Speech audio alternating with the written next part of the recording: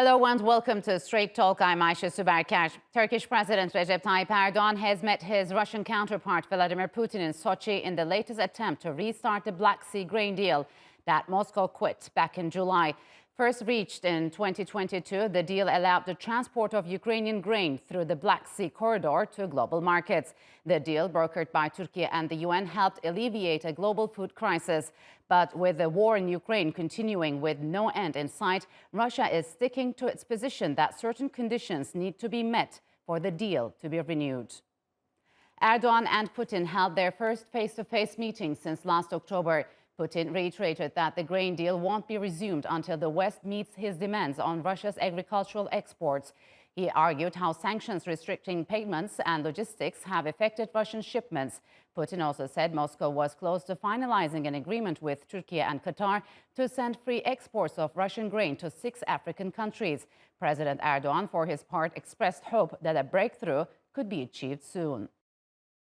And for more on the meeting between President Erdoğan and his Russian counterpart Putin, joining me now from Ankara is Muhammed Koçak. He is an assistant professor at Ankara Social Sciences University. And from Berlin, Ben Aris. He is the former Moscow bureau chief for the Daily Telegraph. Gentlemen, welcome to Straight Talk. It's good to have you on the program. Ben, what's your key takeaway from the two leaders' meeting? Were there any breakthroughs? No. They came to loggerheads in so much as Erdogan was trying to broker this deal. You have to remember that he brokered the original deal in June last year that set this whole Black Sea grain initiative up. But the Russians have pulled out, and they're insisting that the part of the deal where various sanctions were supposed to be lifted on the Russians hasn't been implemented. And so Putin's dug his heels in. And while I think everybody wants the Black Sea, the grain deliveries to resume, that Putin's being very insistent that he wants to see, he's using this as the lever to lift some sanctions on Russia. And he's not getting that, so he's not shifting. So, Mohammed, why is reviving this deal so important for Turkey, and what options does Ankara have to ensure Moscow's concerns are addressed in the shortest time possible? Well, from the beginning of the conflict, Turkey has tried to resolve the war. Actually, I mean, not just its after effects like this grain crisis, because Ukraine and Russia has, provided tens of millions of tons of wheat and other kinds of grains to the poor countries. So this issue is one of the issues actually Turkey is trying to resolve. I mean, it's not just important for Turkey, it's also important for the region and also for the international community. So, Ben, it seems that both leaders are working on a separate plan to send grain to at least 6 African countries with support from Qatar. What do you make of that? I mean, how is that going to play out? And is this a sustainable way? Well, everyone's looking for a way out. And there are various ways, various schemes that have come up for getting the grain out. At the moment, well, until recently, Ukraine had been sending a lot of its grain out to the west via railway. And then there's also an option to send it up the Danube, although Russia started rocketing the ports along there. And the Ukrainians have also suggested that they will military escort the ships themselves, although that could lead to a conflict. And the point is, there's also a commercial aspect to this, because Ukraine at the moment is this major foreign currency earner. And the government is fighting a war. It's almost bankrupt. It's relying on the West for money. So it needs to get this grain out. And we're talking tens of billions of dollars worth of grain. And at the moment, it's bottled up. But by the same token, Russia also had an enormous harvest last year and a good harvest on the way this year. And it needs to get its grains out. I mean, it earned something like $60 billion, and it's also from grain exports, and it's also it's struggling for money. It also wants the dollars. So there's a lot of incentives for everyone to make this work, but it's just the practicalities of how you're going to do it, which route you're going to use. The western route through with the trains, that's collapsed the Polish grain market, and so the Poles have actually banned the import of Russian grain for the moment. So it's very complicated. So, Mohammed, the latest plan envisages the purchase of 1 million tons of grain to 6 African nations after it is processed into flour in Turkish plants. What does Turkey stand to gain from this agreement? Well, again, I mean, if this is one of the problems that Turkey wants to resolve, not just for itself, but also for other countries, other poor countries, as Erdogan actually underlined after the meeting. Well, Turkey may have some economical gains by processing this grain, this wheat into flour, and also some soft power gains as well, because after Turkey actually realized this grain deal, it was celebrated by not just by Russia and Ukraine, but also for all the other countries. So then, how would that outcome impact the US-led efforts to prioritize Ukrainian grain sales? I mean, this alternative plan, how will that affect the sales of Ukrainian wheat harvested from previous years? Well, indeed. I mean, obviously, the States is backing Ukraine 100%, and that they want to see a solution where Ukrainian ships or ships in service of Ukraine are being filled with wheat and taking it to the market so that it can cash in on its crop.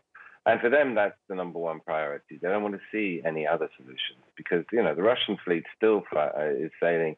It's still delivering significant amounts of grains. Its own exports are booming. And the other alternative, the one by the rail, as I was mentioned, that's causing problems in Central Europe.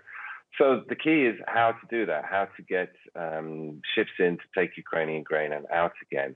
And I think there's two ships that have been in and out, but one of those was stopped by the Russian Coast Guard, which ended up firing across its borders. And Russia has said any ship coming into Odessa or one of the other Ukrainian ports without its permission, without the grain deal in place, they will treat as a potential military target. They're going to suspect is carrying weapons.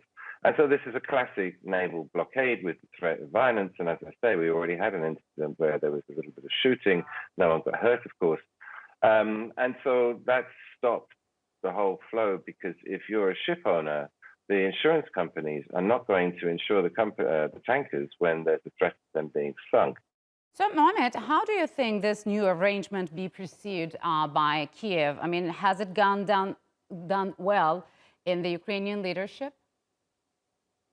Well, they didn't make any public statement yet, as far as I could search and see. I mean, I couldn't see anything because Erdogan actually directed a question to Kiev and asked them to soften their stance towards the grain deal. So that means Erdogan actually does not just see Russia as responsible for the collapse of the grain deal, but also the Ukraine too. I mean, which is actually compatible with Turkey's stance as the mediator or facilitator for the peace between these two countries.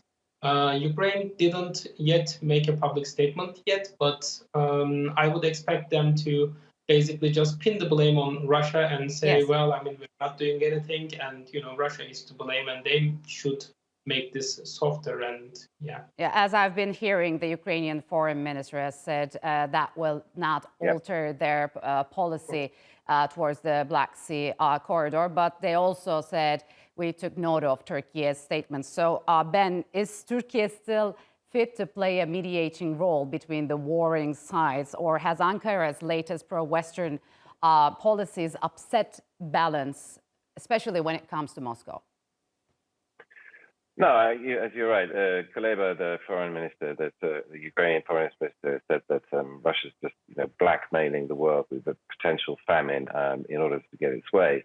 However, for Erdogan, I mean, he's played this beautifully, and Turkey's put itself in the position of being the middleman, one that both sides can approach and work with.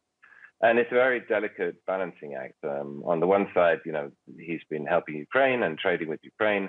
On the other hand, he's not been providing arms to Russia, and that he's managed to sit himself. But at the same time, he's also not sanctioned Russia, and Turkey's doing a lot of trade with Russia. So he's managed to place himself in the middle, and so really he is the only viable broker. And the second, practical point is the first port of call for a lot of the ships coming out of the Sea of Azov is they arrive in Turkey, and then they trade up to bigger ships that then go around to the rest of the world. So, I mean, Turkey, this is also a very important part of Turkey's economy, the grain trade. Yes. And the flour, I mean, Turkey, I think, is the biggest or second biggest producer of flour in the world. and it relies on both Russian and Ukraine grades for that. So its offer to send flour to Africa is both going to help with the African food problems, but at the same time, there's a commercial aspect to that as well. I mean, that's what Turkey does, is sell flour. So besides the renewal of the grain deal, Mohammed, the two leaders also discussed bilateral trade ties. Where do they stand now? And are they strong enough to overcome their political differences, especially when it comes to different geographies? Well, the bilateral trade between Turkey and Russia has been the main drive behind the bilateral relations, not just for like a few years, but just, I think, more than a decade. Right now, after the start of the war in Ukraine, the bilateral trade has skyrocketed to $64 billion this year, which is quite a lot of number. I think this has to do with Russia's doing more trade with Turkey, when it is being sanctioned by the West, which is providing some opportunities for Turkey. I think that the two leaders has already learned for a long time to compartmentalize their relations, so they will not they will not let the political differences or differences in strategic matters prevent the economic relations from progressing. So Ben, are relations between Turkey and Russia tense, as claimed by some? I mean, what are the biggest challenges in the two-country relations at the moment? No, they go through prickly patches. I mean, there was an incident last year or the year before where Turkey shot down a Russian bomber, which led to lots of screaming and shouting. But then within months, relations were restored. And as my colleague, I think, was saying, that there was a very compartmentalized or pragmatic view between the two of them. For Putin, it's very useful because Turkey acts as a sort of backdoor to the EU. That a lot of the banned goods that couldn't go straight into Russia, that were going directly into Russia by the EU, are now coming via Turkey. And the shops, my correspondent in Moscow said the shops are full again, and all the things that disappeared when the foreign stores pulled out are back. All right, gentlemen, unfortunately, we'll have to leave it here. Thank you very much for joining me on Straight Talk.